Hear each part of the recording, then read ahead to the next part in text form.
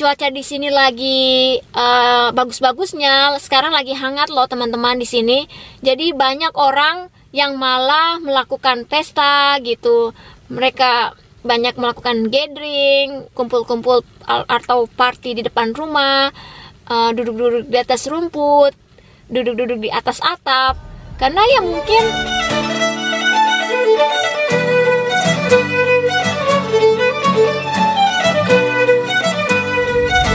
Halo teman-teman, selamat datang di videoku. Berjumpa lagi dengan aku Andri. Ya, dan di episode kali ini kita akan bertanya kepada teman kita yang berada di Ohio. Ada Kak Pujiati Sari dan juga ada teman kita yang berada di Texas, ada Om Martin. Dan kita akan bertanya tentang keadaan mereka. Dan tiap negara bagian atau state itu mempunyai peraturan hukum atau regulasi yang berbeda-beda. Dan bagaimana sih kegiatan mereka, apakah kerja atau juga di rumah saja, terus juga apa kegiatannya, dan bagaimana sih warga lokal di sana itu menanggapi pandemi ini. Dan langsung saja kita tanyakan ke mereka. Oke guys, Martin Are Induka Boy menyapa Anda di sana. Halo semuanya, perkenalkan nama saya Pujiati Sari. Dan saya berada di Texas, di Houston tepatnya. Saat ini saya tinggal di kota Columbus, Ohio. Saya akan mau informasikan kepada Anda, sampai pagi ini saya mendapatkan informasi bahwa di Amerika itu untuk di Texas khususnya itu sekitar 6.812 case ya. Jadi itu yang saya dapatkan di pagi hari ini, dan 127 yang meninggal guys ya. Dan untuk Ohio sendiri luar biasa sekali ya Allah peningkatannya teman-teman. Itu kalau aku perhitungkan itu setiap harinya itu meningkat minimal 300 orang yang dilaporkan terkena virus corona. Nah, sejak tanggal 5 April hari Minggu ini, terhitung sejak hari ini, orang-orang yang terkena virus corona yang ada di Ohio itu sekitar 4.043 orang. Luar biasa sekali teman-teman, 4.043 orang, dan yang meninggal itu sekitar 119 orang. Ya, saya selama coronavirus ini saya tinggal di rumah. Ya, pekerjaan saya yang untuk offline itu saya libur 1 bulan, bukan di libur ya, tapi dirumahkan gitu ya. Jadi saya tidak boleh bekerja lagi karena memang perusahaannya tutup. Dan saya harus dirumahkan ya, istilahnya di layoff sebentar gitu, sementara waktu 1 bulan katanya gitu. Ya mudah-mudahan benar-benar 1 bulan selesai gitu ya, dan kita bisa cari duit lagi. Dan ada hal juga yang bisa saya kerjakan selain itu, yaitu online. Untungnya ada online bisnis ataupun ya online job yang bisa saya kerjakan, itu yang bisa membantu saya. Kalau tidak mungkin ya saya tidak akan dapatkan income gitu. Memang sangat memprihatinkan keadaan seperti ini. Saya juga lihat di Indonesia seperti itu ya. Untuk kegiatan yang lainnya ya paling saya masak gitu ya, masak ataupun mungkin ya kadang-kadang bikin YouTube video, kadang-kadang ya keluar sebentar sambil belanja, terus sambil ambil footage sebentar gitu untuk kita bisa tunjukkan kepada orang yang lain. Ya lumayan bisa nambah-nambah income begitu ya. Ya seperti itulah keadaannya ketika kita di rumah. Memang tidak enak ya, bosan, tapi kita bisa mencari sesuatu yang dengan online ataupun nonton YouTube ataupun Netflix ataupun apa begitu ya, kita bisa cari hiburan yang lain gitu. Karena coba bisa bayangkan Anda 24 jam, berapa kali 24 jam tuh, seminggu 2 minggu, gila aja gitu. Kalau kita nggak pernah keluar rumah bisa stres.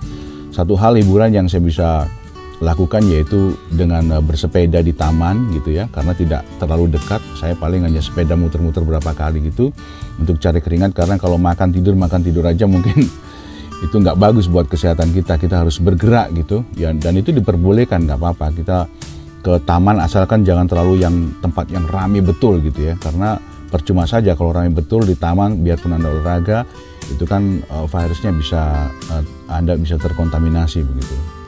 Nah, awalnya kan di tahun ketiga ini saya menjadi seorang substitute teacher atau guru pengganti. Tapi ya Allah teman-teman, wabah coronavirus ini imbasnya juga ke dunia pendidikan. Jadi semenjak tanggal 16 Maret 2020 ini, government kami yaitu Mike DeWine itu mengeluarkan regulation baru untuk melakukan social distancing. Jadi teman-teman, semua sekolah yang ada di Amerika, khususnya di Columbus di Ohio, itu tutup. Nggak ada yang namanya sekolah buka sejak tanggal 16 Maret. Dan minggu kemarin diumumkan kembali bahwa sekolah itu akan ditutup hingga 1 Mei. Ya Allah, masa saya nggak kerja selama 1,5 bulan sih di Amerika. Jadi pikirku, aduh bagaimana saya bisa bertahan hidup di Amerika gitu. Saya mau pulang ke Indonesia juga. Indonesia sekarang lagi panas-panasnya kena coronavirus, jadi serba salah lah gitu. Nah, dari situ saya memutar otak untuk mencari pekerjaan lain. Makanya setelah beberapa hari, akhirnya saya bisa mencoba apply kerjaan baru sebagai delivery driver di GoPuff. Alasan saya memilih pekerjaan ini karena ya alhamdulillah pekerjaan ini sangat gampang dan tidak melakukan banyak kontak atau bertemu langsung dengan customer. Kan saya kan menjadi delivery driver, jadi di situ ada option di mana kita hanya mengantarkan barang di depan rumah mereka. Jadi tanpa bertemu langsung dengan orang atau customer, saya bisa meletakkan orderan mereka di depan rumah atau di depan pintu mereka. Dan itu betul-betul bisa menghindari yang namanya ini kan ketemu langsung dengan orang gitu. Itu namanya salah satu bentuk social distancing juga sih. Dan selama saya beroperasi sebagai delivery driver, saya harus membawa 2 surat ini. Satu yang menerangkan kalau ini GoPuff on delivery, saya lagi nganter. Dan ini satu surat dari pimpinan GoPuff sendiri yang menerangkan kalau ini merupakan essential worker gitu. Jadi misalnya kalau ada polisi yang nahan saya di jalanan, saya bisa menyerahkan ini sebagai bukti bahwa saya sedang on the duty gitu. Ya, meskipun saya tetap bekerja di saat situasi begini, saya sebetulnya get scared juga teman-teman. Saya tetap berhati-hati gitu. Saya selalu membawa masker N95 yang ada filternya. Terus saya juga selalu membawa wipes and hand sanitizer.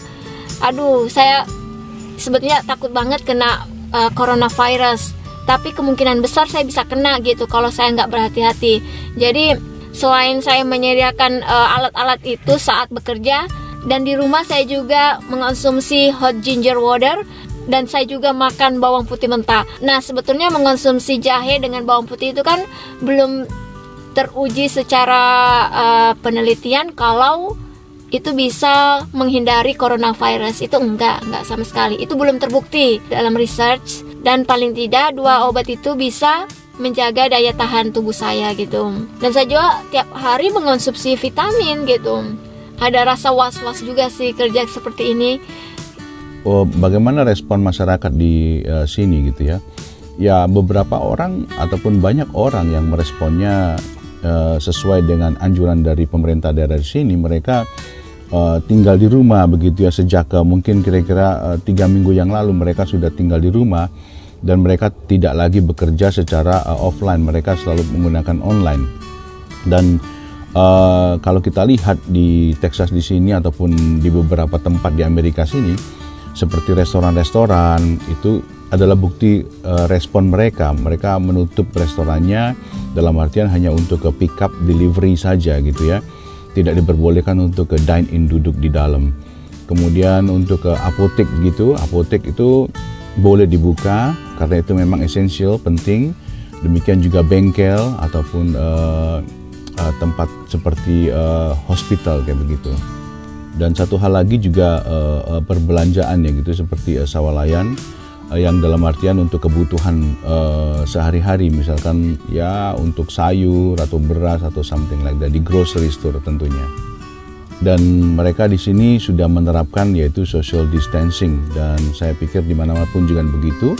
Dan kita bisa lihat buktinya di supermarket itu sudah ditempelin stiker-stiker gitu untuk memberikan jarak yang menurut anjuran mereka yaitu sekitar 6 feet gitu ya. Itu sekitar hampir 2 meter, 1,8 something gitu.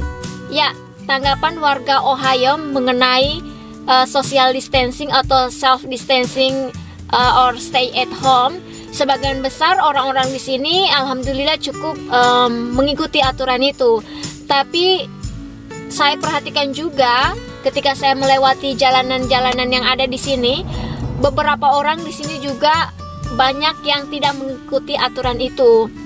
Mungkin ya karena cuaca di sini lagi bagus-bagusnya, sekarang lagi hangat loh teman-teman di sini. Jadi banyak orang yang malah melakukan pesta gitu. Mereka banyak melakukan gathering, kumpul-kumpul atau party di depan rumah, duduk-duduk di atas rumput, duduk-duduk di atas atap.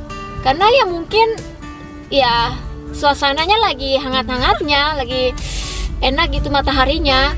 Dan mungkin juga kalau mereka berada di dalam rumah, mereka merasa bosan gitu.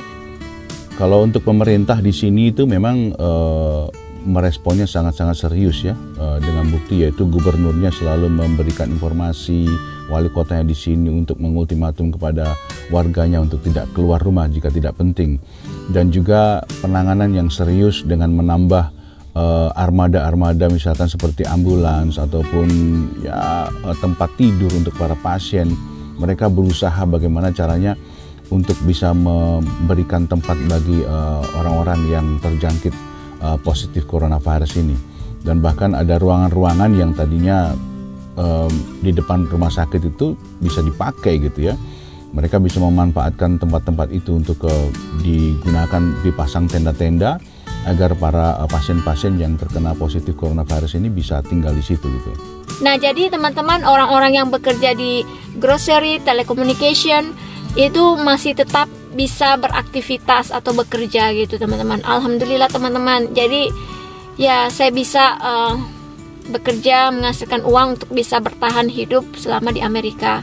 Insya Allah saya pulang ke Indonesia itu akhir Juli gitu. Sambil menunggu coronavirus ini mulai reda lah, saya pulang ke Indonesia gitu teman-teman.